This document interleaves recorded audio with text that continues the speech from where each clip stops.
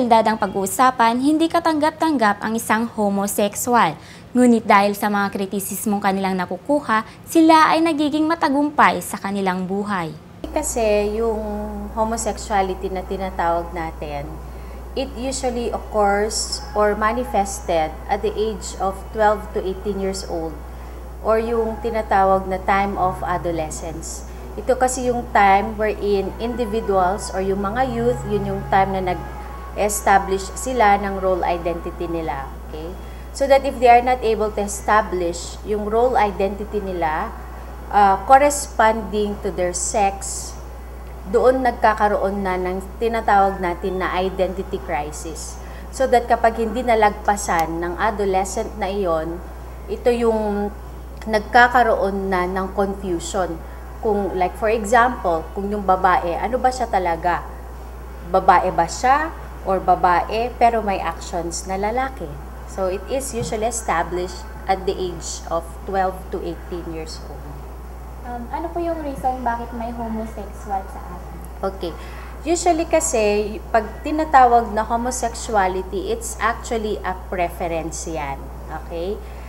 Ang isang nagiging factor kung bakit nagkakaroon din ng homosexuality is kung paano ina-associate ng tao or kung kanino niya ina-associate yung sarili niya.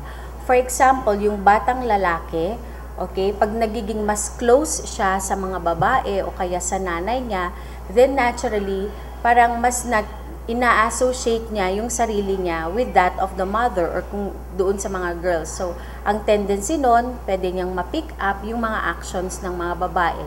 So that when the time comes na in-establish na niya yung identity niya at mas in-associate niya yung sarili niya doon sa babae, then that will now be the time kung saan mas pinipili na niya na mag-act as a babae if lalaki yung bata na yun. Namamana po ba yung pagiging homosexual? Namamana in the sense na when I had my readings or my research about homosexuality, sabi nga nila, yung homosexuality, it could be traced doon sa genes because it's a sex-linked characteristics. Okay, but I cannot go deeper into that. Okay.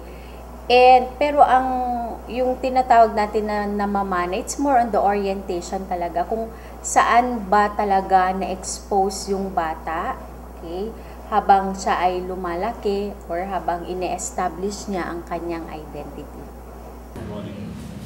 Alam nyo ba ng ilan sa mga bakla o lesbian ay naniniwalang hindi nila pagmamay-ari ang kanilang katawan at sila ay sinumpa lamang dahil sila ay naging masama sa kanilang unang buhay. Both have positive and negative effects, okay?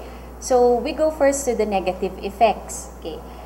Hindi maganda, for example, kapag hindi ka nila tanggap, syempre there is discrimination in the family, di ba?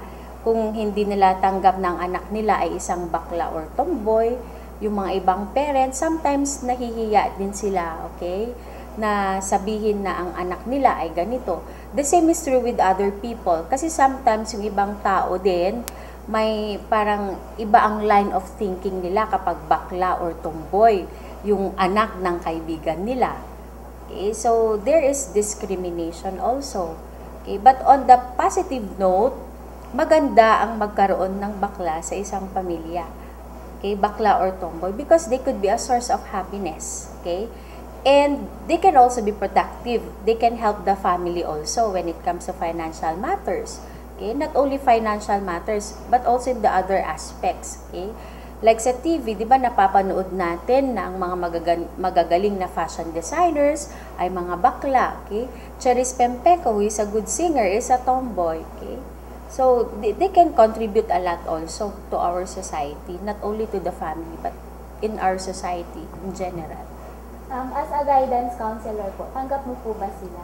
Of course, I have a lot of friends na mga bakla, meron din mga tomboy, okay? So when I have students also in my class who are bakla or tomboy, natutuwa ako sa kanila. Mensahe po para sa mga homosexual at sa mga taong hindi sila tanggap sa lipunan. Okay. So, doon sa mga homosexuals, kung iniisip ninyo na hindi kayo tanggap ng lipunan, ipakita ninyo yung magandang aspeto ng inyong buhay. You show to them or you do something great in order for you to show to the world that you are useful individuals, that you are also individuals who can contribute to the betterment of our society. So you be yourselves and be happy for who you are. At dito nagtatapos ang aming episode. Nais ko lamang magpasalamat sa aming mga sponsors, ang Mary Pauline Salon and Spa, ang shooting location natin today. And of course, unically ka to Miss Leica Chan para sa mga accessories namin. And of course, if you want to avail this weird shades na modern vintage na gawa ni Dr. Rizalde Ranches ng R Ranches Optical Clinic. Ang kanyang clinic ay located in front of Vigan Public Market. At gusto ko rin pasalamatan ang bumubuo ng Municipality of San Vicente headed by Mayor Jose Tabanda III and Vice Mayor Nancy D. Tabanda. Maraming salamat po. And if you want to buy mga dekalidad ng mebles, mga furnitures, of course, sa King Harry Furniture po tayo located at Poblacion, San Vicente. So bumubuo po ng Provincial Government of Ilocos Sur, sa PTV Ilocos staff, at sa Youth Beat family ko po, to Sir Dennis, to Sir Kelly, at sa mga co-host ko. For more updates, infos, and entertainment, just log on to www.youtube.com/youthbeat or you can visit our page via Facebook. Ako po si Ryan Lazo. Hanggang sa muli, ito ang Youth Beat. Hindi mawaring...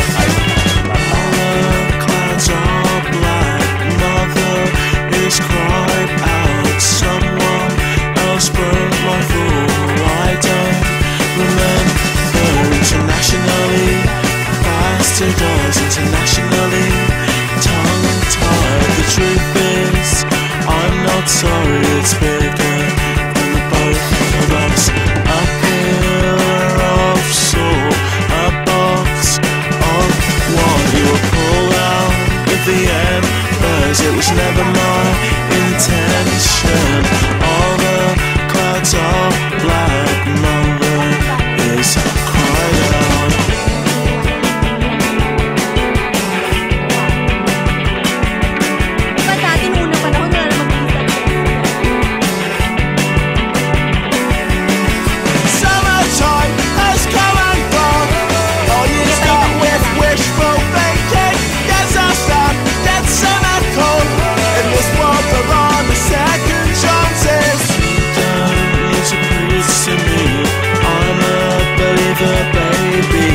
Youth Beat would like to thank the following sponsors. Gimme, gimme, gimme, gimme, gimme, gimme, gimme, gimme, gimme, gimme, gimme, gimme, gimme, gimme, gimme, gimme, gimme, gimme,